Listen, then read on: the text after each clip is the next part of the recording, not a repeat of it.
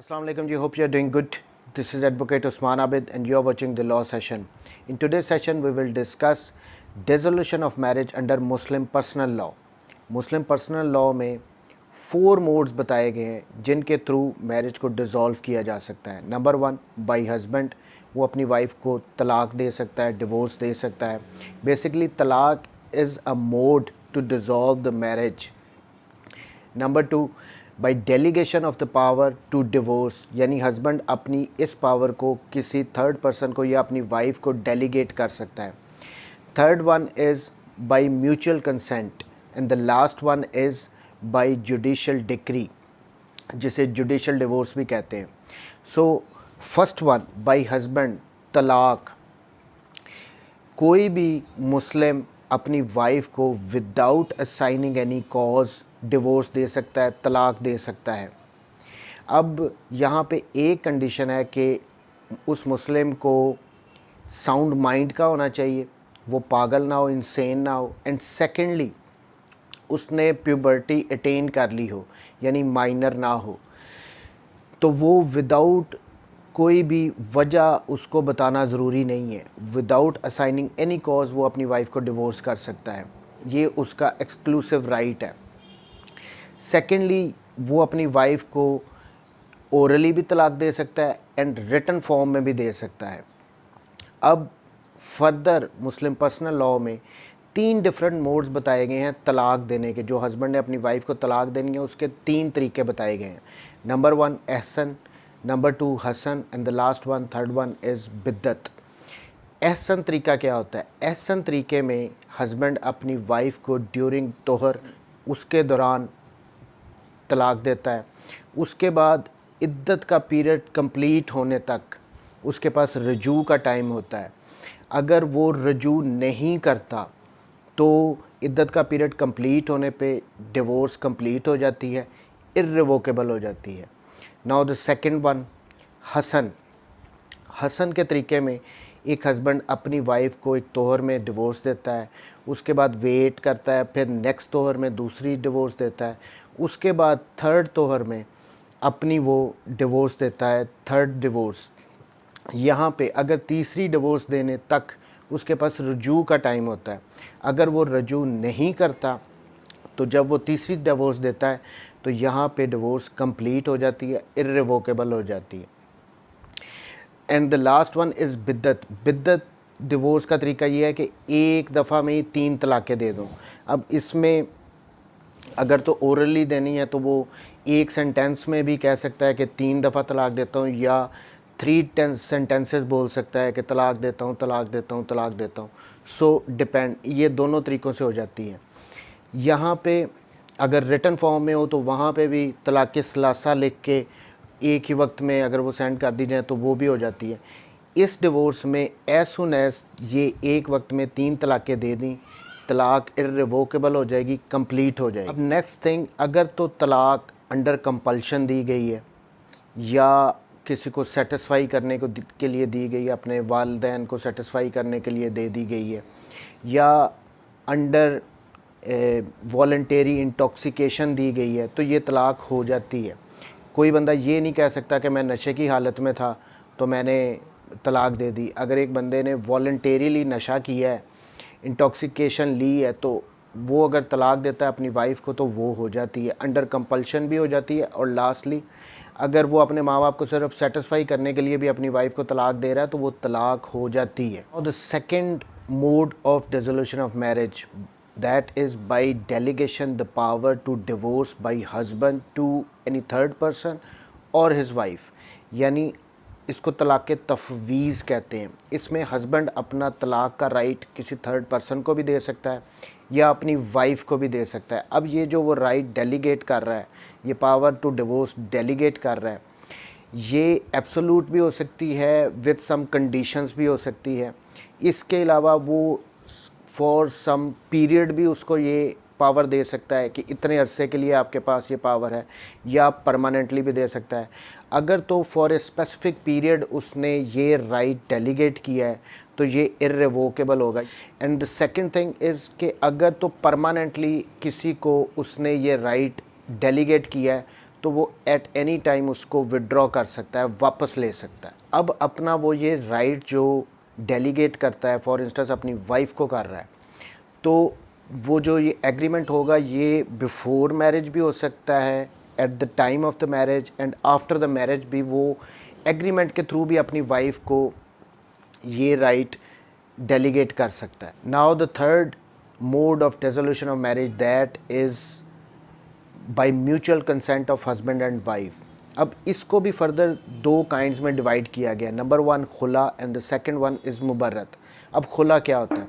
देखिए हमारे ज़हन में एक ही कॉन्सेप्ट है कि कोर्ट के थ्रू हम जो वाइफ डिवोर्स की डिक्री लेती है उसको खुला कहते हैं। नहीं, खुला ये होता है कि अगर wife doesn't want to live with her husband, वो उसके साथ नहीं रहना चाहती, सेपरेट होना चाहती है, तो वो उसको ऑफ़र करेगी कि मैं आपके साथ नहीं रहना चाहती, आप मुझे रिलीज़ कर दो, मुझे डिवोर्स कर दो, इसके बदले में मैं आपको एज़ कंसिडरेशन ये दूंगी।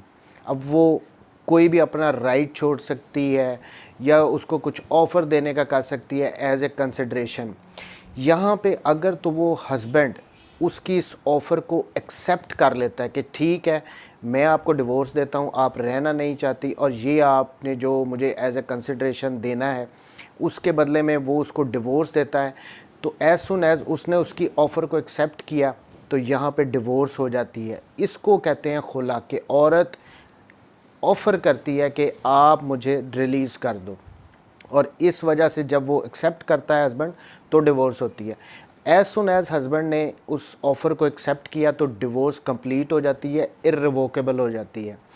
हाँ, अगर जो कुछ भी प्रॉमिस किया गया था, जो कुछ भी ऑफ़र किया गया था वाइफ़ की तरफ से कि आप मुझे रिलीज़ करो, इसके अगेंस्ट मैं आपको ये कुछ दूँगी, अगर वाइफ़ आफ्टरवर्ड्स उसको फुलफ़िल नहीं करते अपनी उस प्रॉमिस को, अपनी उस ऑफ़र को, तो यहाँ पे इसका मतलब ये नहीं है कि जो डिवोर्स हो चुकी है वो इनवैलिडेट हो जाएगी।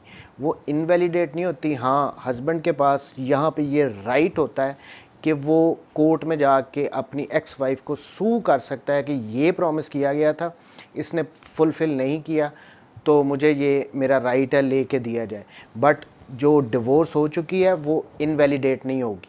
Next is mubarat. अब मुबर्रत और खुला में डिफरेंस क्या है? खुला में सिर्फ वाइफ हस्बैंड के साथ रहना नहीं चाहती थी, शी वांट्स सेपरेशन, बट मुबर्रत में दोनों ही एक दूसरे के साथ रहना नहीं चाहते। यहाँ पे हस्बैंड भी ऑफ़र कर सकता है और वाइफ भी ऑफ़र कर सकती है। किसी एक कोई एक ऑफ़र करेगा, दूसरा उसको एक्सेप्ट करेगा, जो भी उनके दरमियान कंडीशंस शर्तें शराइत तय होंगी। एज़ सुन एज़ दूसरे ने उसको एक्सेप्ट करना है तो डिवोर्स कंप्लीट हो जाती है, इर्रिवोकेबल हो जाती है। सो मुबर्रत और खुला में ये डिफरेंस है। मुबर्रत में दोनों parties means husband and wife they don't want to live together, so यहाँ पे कोई भी ऑफ़र दे सकता है, दूसरा उसको एक्सेप्ट करेगा। As soon as the other party accept the offer, divorce हो जाती है, इर्रिवोकेबल एंड कंप्लीट। यहाँ पे मैं एक बात और ऐड कर दूँ कि अगर हस्बैंड एंड वाइफ शादी से पहले, at the time of marriage या आफ्टर मैरिज फ्यूचर सेपरेशन से रिलेटेड कोई एग्रीमेंट करते हैं कि अगर फ्यूचर में हमारा डिसएग्रीमेंट हो जाएगा या हम एक दूसरे के साथ नहीं रह सकेंगे तो हम एक दूसरे को डिवोर्स कर देंगे, यानी फ्यूचर से रिलेटेड कोई एग्रीमेंट करते हैं फॉर सेपरेशन, तो वो वॉइड है, उसको इस्लाम में नहीं माना जाएगा, वो एक वॉइड एग्रीमेंट होगा। Now the fourth mode of dissolution marriage is through a court decree, जिसको हम आम ज़ुबान में जुडिशल डिवोर्स भी कहते हैं। इसमें कोई भी मुस्लिम वुमेन कोर्ट में अप्रोच कर सकती है, कोर्ट को अप्रोच करके वहाँ से डिक्री ऑफ डिवोर्स ले सकती है, बट उसके लिए कुछ ग्राउंड्स बताए गए हैं जो कि dissolution of marriage act 1939 section 2 में बताए गए हैं। अब वो ग्राउंड्स कौन से हैं? नंबर 1, 4 साल तक जो हस्बैंड है उसके वेयर अबाउट्स ही नहीं पता वो कहाँ पे है। फॉर 2 ईयर्स हस्बैंड ने मेंटेनेंस पे नहीं की वाइफ को, ये एक ग्राउंड हो सकता है। हस्बैंड अगर 7 ईयर्स और मोर के लिए, 7 साल या उससे ज़्यादा के लिए उसको कन्विक्ट कर दे गया, वो इम्प्रिजनमेंट में है, तो ये एक ग्राउंड हो सकती है। विदाउट एनी रीज़न अगर हस्बैंड अपने ने 3 साल तक कोई मैरिटल ऑब्लिगेशंस पूरी नहीं की, फिर अगर हस्बैंड इम्पोर्टेंट है, इसके बाद आ जाता है कि अगर एक लड़की की शादी उसके फादर ने की थी और शादी के वक़्त उस लड़की की उम्र 16 साल से कम थी, बट 18 इयर्स की एज होने से पहले पहले उस लड़की ने उस शादी को रिपुडिएट कर दिया था, उससे इनकार कर दिया था। लेकिन यहाँ पे एक शर्त है कि अगर तो मैरिज का यहाँ पे ज़रूरी है कि वो कंजमेट ना हुई हो। सो ये एक ग्राउंड है। देन क्रुएलिटी एक ग्राउंड है कि मारता पीटता हो। नेक्स्ट वन के अगर तो हस्बैंड के कुछ गलत औरतों के साथ रिलेशंस हैं या फिर वो अपनी वाइफ को इमोरल लाइफ गुजारने के लिए फोर्स करता है।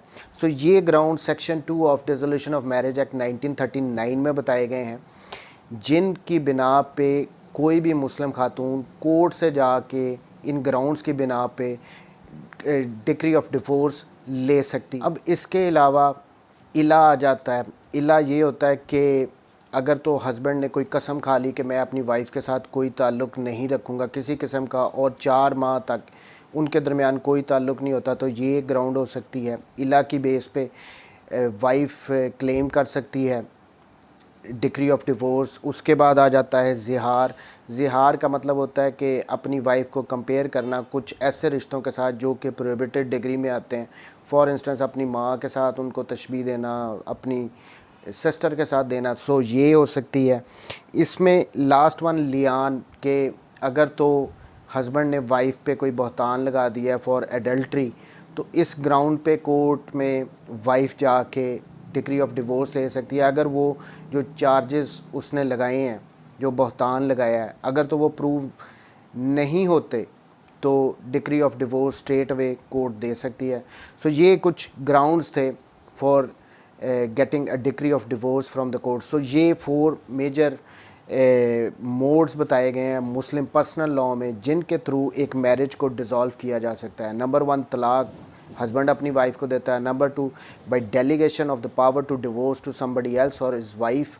And the third one is by mutual consent, जिसमें 2 आ जाती हैं, खुला एंड मुबर्रत। खुला मीन्स सिर्फ वाइफ अगर अलहदा होना चाहती है तो वो ऑफ़र करेगी, और अगर हस्बैंड उसकी ऑफ़र को एक्सेप्ट करेगा तो डिवोर्स हो जाएगी। और मुबर्रत में ये हो जाता है कि दोनों अगर सेपरेट रहना, अलहदगी सेपरेशन चाहते हैं, अलग होना चाहते हैं, तो उन दोनों में से कोई भी ऑफ़र करेगा, दूसरा जैसे ही एक्सेप्ट करता है तो वो डिवोर्स हो जाती है, मैरिज डिसॉल्व हो जाती है। And last one was through a decree of the court, judicial wife court के थ्रू कुछ ग्राउंड्स बताए गए हैं, उनके थ्रू कोर्ट से डिक्री ऑफ डिवोर्स ले सकती है। सो ये 4 मेजर मोड्स बताए गए डिसोल्यूशन ऑफ मैरिज के under Muslim personal law. Thank you very much ji, take care, Allah.